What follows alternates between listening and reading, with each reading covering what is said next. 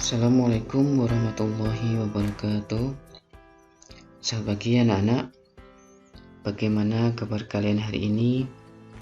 Semoga senantiasa dalam limpahan rahmat Allah Subhanahu wa taala. Berjumpa lagi pada kesempatan kali ini. Kita akan mempelajari materi tentang membiasakan akhlak terpuji bagian 2. Adapun yang akan kita pelajari yakni tentang syukur dan juga qanaah. Marilah sebelum kita mulai pembelajaran pada pagi hari ini, kita membaca basmalah secara bersama-sama. Bismillahirrahmanirrahim.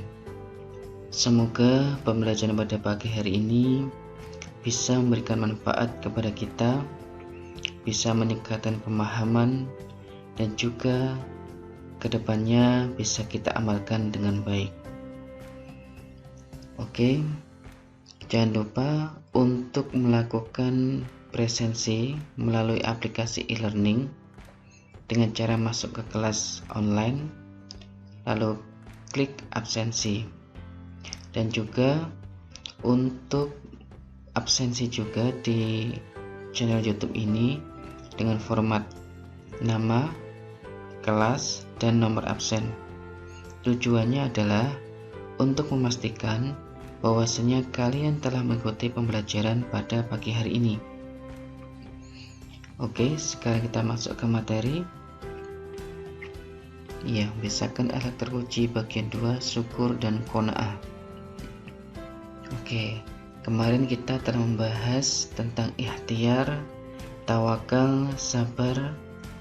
Nah, ini saya Bapak akan mengulang tentang pengertian.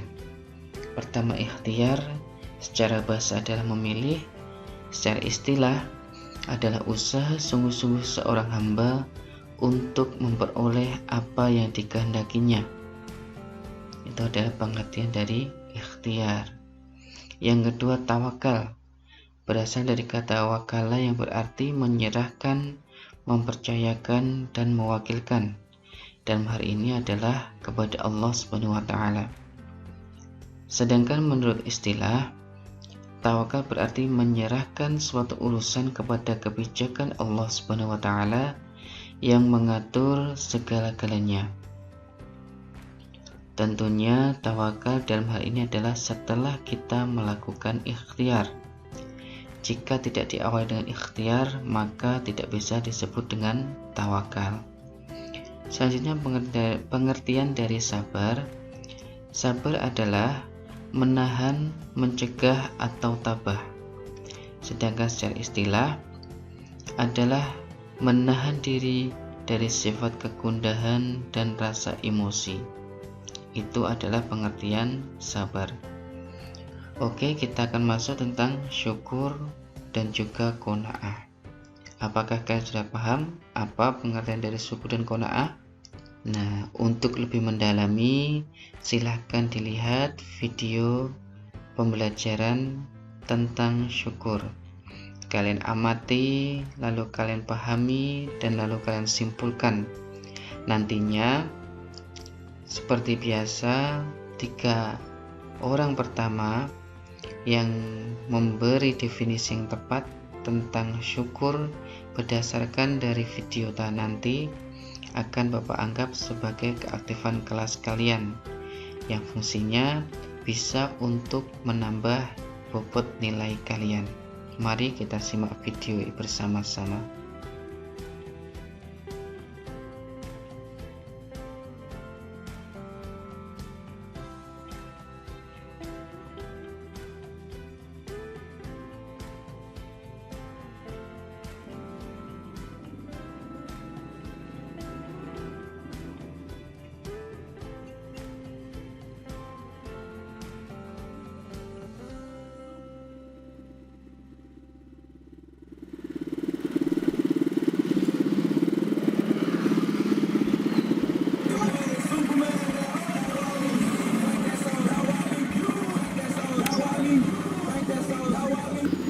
Andai saja aku punya mobil, pasti aku tak akan kepanasan.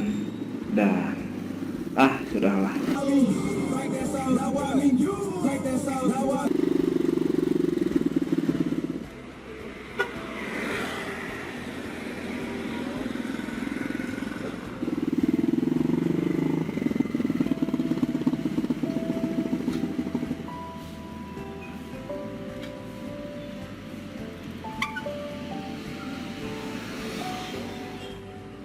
sudah lelah mengayuh sepeda.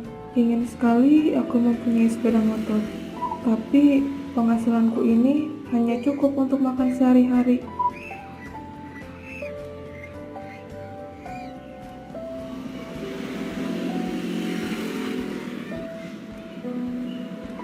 Seandainya aku punya sepeda, mungkin aku takkan salah ini berjalan kaki.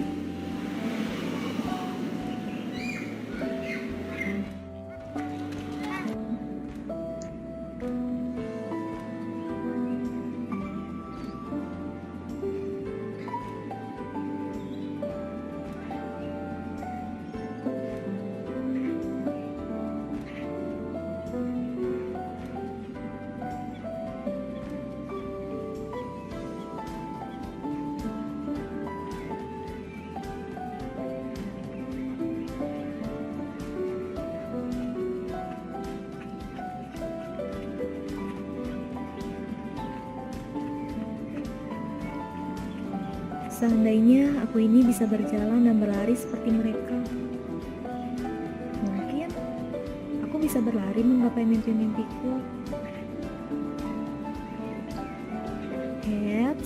Tapi dengan keadaan seperti ini, aku harus bersyukur.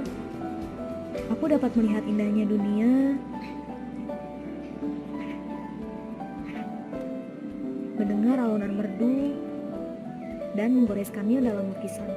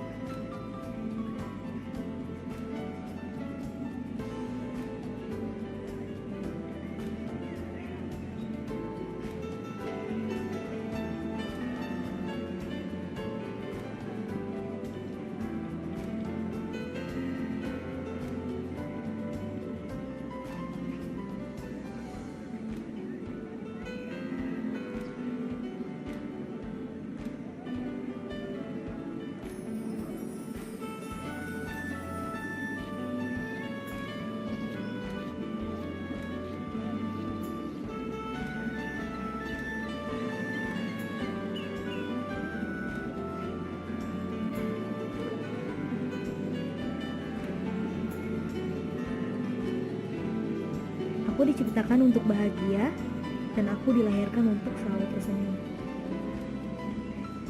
Tuhan menciptakan seseorang dengan keadaan yang berbeda-beda.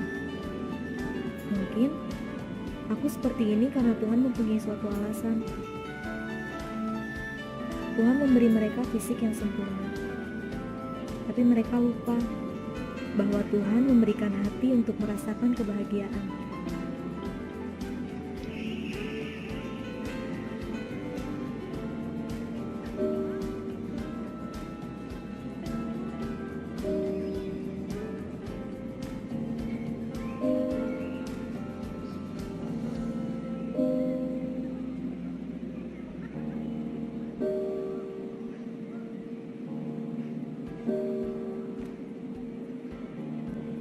Dan aku bersyukur masih mempunyai mereka yang selalu mendampingiku untuk menggapai mimpi.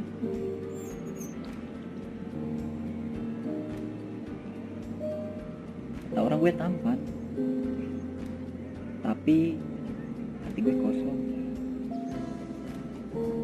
Dunia ini gak adil bagi gue. Lihat mereka memiliki kekurangan, tapi terlihat bahagia. Sedangkan gue memiliki segalanya, tapi semua gak berarti apa-apa.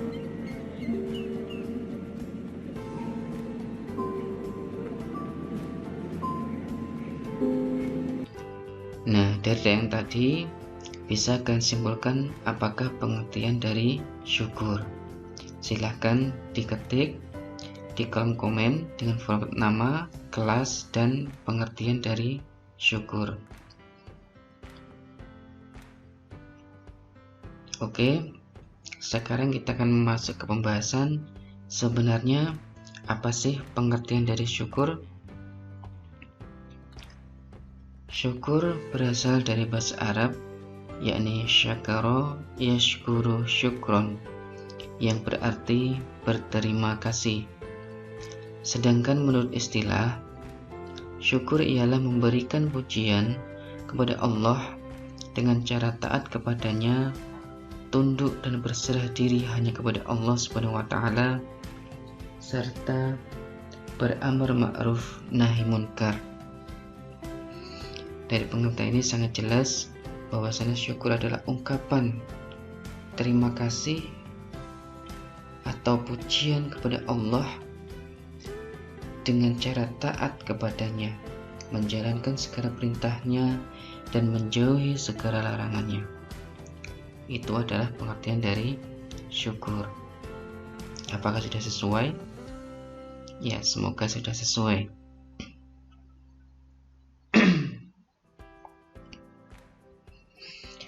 Selanjutnya adalah dalil nakli dari syukur.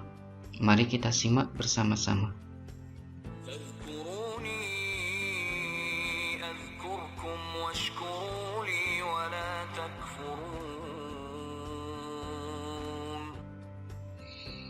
Yang artinya, karena itu ingatlah kamu kepadaku, niscaya aku ingat pula kepadamu, dan bersyukurlah kepadaku, dan janganlah kamu mengingkari nikmatku. Quran Surat Al-Baqarah ayat 152. Masih ada lagi dalil nakli yang selanjutnya. فَكُلُوا مِمَّا رَزَقَكُمُ اللَّهُ حَلَالًا طَيِّبًا وَاشْكُرُوا نِعْمَةَ اللَّهِ إِن كُنتُمْ إِيَّاهُ تَعْبُدُونَ. Maka makanlah yang halal lagi baik dari rezeki yang telah diberikan Allah kepadamu, dan syukurilah nikmat Allah jika kamu hanya kepadanya saja menyembah. Dari kedua dalil di atas, Allah memerintahkan kepada kita agar senantiasa bersyukur atas nikmat yang Allah berikan kepada kita. Dan barang siapa yang bersyukur atas nikmat yang diberikan Allah, maka niscaya Allah akan menambahkan nikmatnya kepada dia. Selanjutnya, syukur terbagi menjadi 3 bagian. Yang pertama adalah syukur dengan lisan, yakni tidak mengeluh, berkata yang baik. Selanjutnya senantiasa mengucapkan hamdalah, itu adalah syukur dengan lisan, dan juga menceritakan nikmat kepada orang lain. Menceritakan nikmat di sini yang dimaksud adalah ketika seseorang mendapatkan nikmat dari Allah, di mana dulunya dia adalah seorang yang miskin, kemudian ia mendapatkan rezeki, dan ia menceritakan kepada orang lain, itu termasuk syukur dalam hal lisan, memberikan kabar baik kepada orang lain. Tetapi harap dibedakan antara riya dan juga bersyukur dengan cara menceritakan nikmat pada orang lain.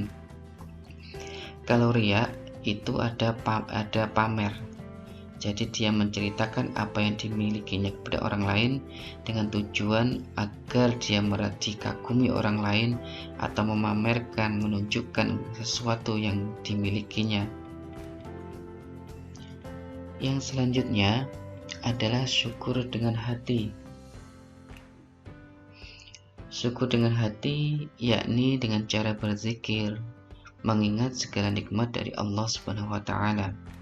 Kita harus menyadari dan meyakini bahwa sesungguhnya seluruh nikmat yang kita miliki, yang kita peroleh, itu hakikatnya berasal dari Allah Subhanahu wa taala.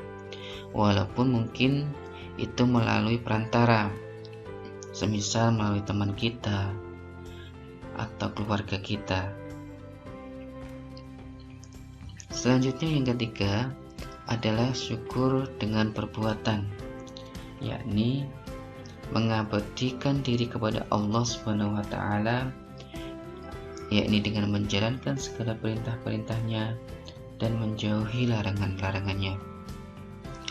Ketika kita memperoleh rezeki dari Allah Subhanahu wa taala, maka kita gunakan rezeki itu untuk mengabdikan diri kepada Allah, yakni seperti kita bersedekah, membantu orang yang kurang mampu. Kita manfaatkan rezeki itu seperti hal-hal tersebut. Jangan sampai rezeki yang kita peroleh kita gunakan untuk perbuatan maksiat. Na'udzubillahi min dzalik. Selanjutnya, membiasakan perilaku bersyukur. Agar kita terbiasa dengan perilaku bersyukur, maka hal-hal yang bisa kita lakukan yakni yang pertama, ketika kita mendapatkan kenikmatan dari Allah, kita mesti menerimanya dengan ikhlas dan jangan merasa kurang. Yang kedua, memanfaatkan apa yang kita terima untuk memenuhi kebutuhan, bukan untuk memenuhi keinginan. Jadi ini tolong diperhatikan bahwasanya memenuhi kebutuhan dan memenuhi keinginan itu sangatlah berbeda. Sebagai contoh, memenuhi kebutuhan untuk makan, maka kita makan secukupnya, makan yang sederhana yang sekiranya sudah cukup untuk kita. Itu disebut memenuhi kebutuhan. Kalau memenuhi keinginan adalah seperti misalnya kita ingin makan, kita makannya di restoran, di tempat yang mahal, padahal kemampuan kita pas-pasan. Maka alangkah baiknya apabila kita makan sesuai dengan kebutuhan kita, tidak perlu bermewah-mewahan. Yang selanjutnya yakni berbagi kebahagiaan dengan orang lain bila mendapatkan nikmatnya, yakni apabila kita mendapat nikmat dari Allah Subhanahu wa taala, maka kita harus berbagi dengan orang lain, seperti dengan bersedekah, membelikan makanan, atau yang lain-lain. Yang selanjutnya yakni semua yang kita punya adalah milik Allah, yang harus disampaikan kepada yang lebih berhak. Apabila kita meyakini dalam diri kita bahwa hakikat apapun yang kita miliki saat ini adalah milik Allah, maka hal tersebut akan menghindarkan kita dari sikap sombong dan riya, sehingga kita akan senantiasa bersyukur atas apa yang kita miliki saat ini. Yang mana ketika kita memahami bahwa segala sesuatu adalah milik Allah, kita seyogyaknya adalah menyampaikan apa yang diamanatkan kepada kita terhadap orang yang lebih berhak. Semisal ketika kita memiliki kelebihan harta, maka kita bisa menyedekahkan kepada anak yatim atau orang-orang yang tidak mampu. Lalu dampak dari perilaku bersyukur. Tentunya perilaku bersyukur ini memiliki dampak yang positif. Yang pertama adalah mendapatkan jaminan tambahan nikmat dari Allah Subhanahu wa taala. Hal ini sebagaimana difirmankan Allah dalam Al-Qur'an, la in syakartum la azidannakum wa la in kafartum inna 'adzabi lasyadid. Barang siapa yang bersyukur kepadaku, maka niscaya akan kutambah nikmatnya. Ini merupakan jaminan dari Allah bagi orang-orang yang mensyukur nikmat-nikmatnya. Selanjutnya adalah mendapatkan ridha Allah Subhanahu wa taala. Hal ini sudah pasti, barang siapa yang bersyukur atas apa yang diberikan oleh Allah, tentu Allah akan ridho kepadanya. Lalu terhindar dari sifat tamak yang dapat menjerumuskan diri kepada kufur nikmat. Kalian masih ingat apakah arti dari tamak?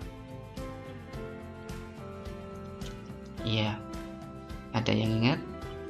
Tamak adalah sama dengan ragus, yaitu seseorang yang berusaha mencari harta atau apapun yang diinginkannya dengan berbagai cara. Jadi orang yang tamak ini maka dia tidak akan merasa puas sampai kapanpun sebelum apa yang diinginkannya itu terpenuhi. Sedangkan orang yang tamak itu akan selalu kurang dan kurang, maka tentunya sampai akhir hayat pun dia akan selalu merasa kurang. Yang selanjutnya adalah memperoleh kepuasan batin, yakni karena dapat mentaati salah satu kewajiban hamba terhadap Khalik-Nya atau Allah Subhanahu wa taala. Barang siapa yang senantiasa bersyukur, maka tentunya dia akan senantiasa mendapatkan kepuasan batin karena dia selalu merasa cukup atas apa yang diberikan Allah kepadanya. Satu hal yang mungkin kita lupa, nikmat yang terkadang kita lupakan adalah nikmat kesehatan, nikmat kesempurnaan anggota tubuh kita. Terkadang kita lupa dan kita hanya tertuju bahwa nikmat itu adalah sesuatu yang berupa materialistis, seperti kepemilikan benda, jabatan, uang yang banyak. Namun kita lupa bahwasanya sesungguhnya ketika Allah memberikan nikmat kesehatan, nikmat panca indera, nikmat kesempurnaan tubuh atau anggota badan, itu adalah nikmat yang juga tak ternilai harganya.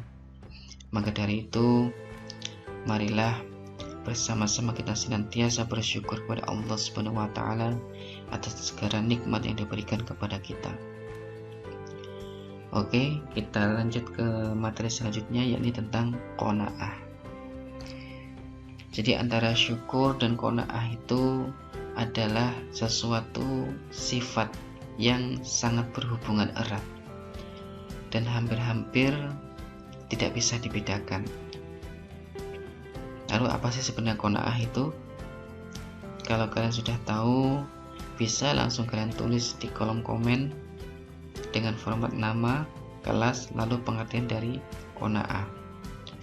Untuk membantu kalian dalam memahami apa itu qanaah, mari kita lihat video berikut ini.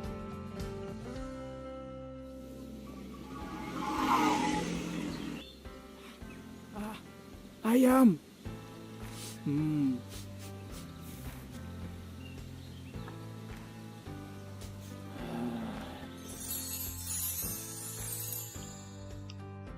Wah,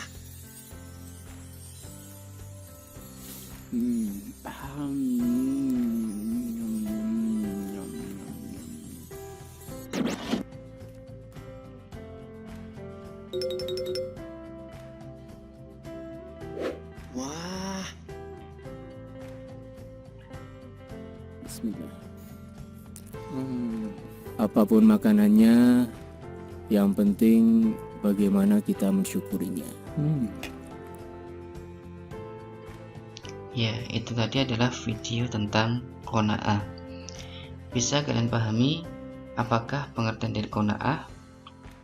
Yang sudah tahu silahkan diketik di kolom komen.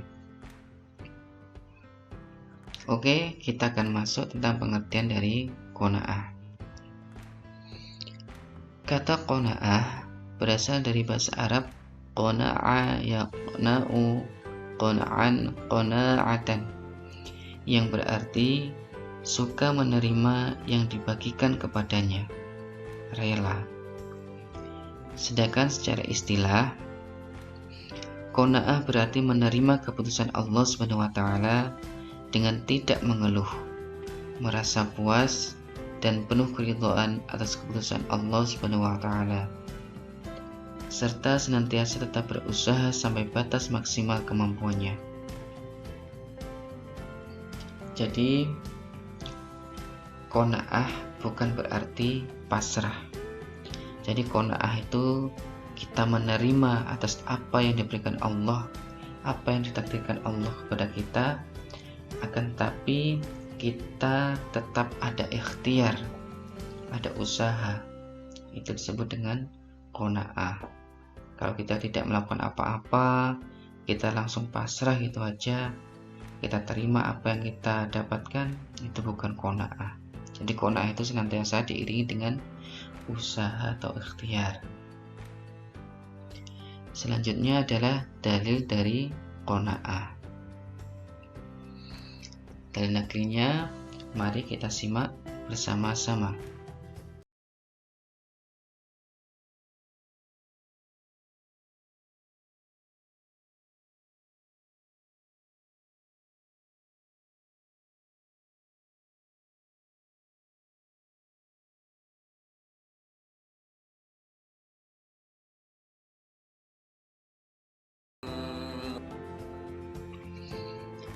Dan tidak ada suatu binatang melata pun di bumi melainkan Allah lah yang memberi rezekinya. Dan Dia mengetahui tempat berdiam binatang itu dan tempat penyimpanannya. Semuanya tertulis dalam kitab yang nyata atau Lauh Mahfudz.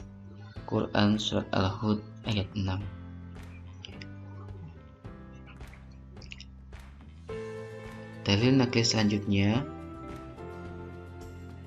ولا تتمنوا ما فضل الله به بعضكم على بعض للرجال نصيب مما اكتسبوا وللنساء نصيب مما اكتسبوا واسألوا الله من فضله إن الله كان بكل شيء عليما.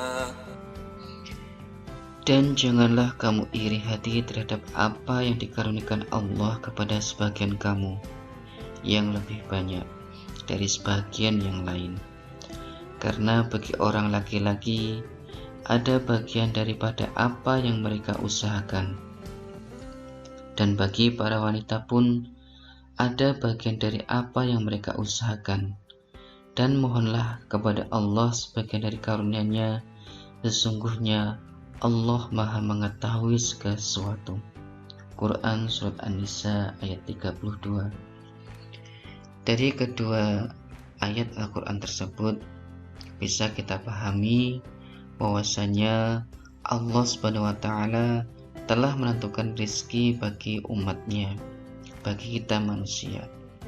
Akan tetapi bagaimanapun, meskipun Allah telah menentukan rezeki bagi kita tidak bisa berdiam diri.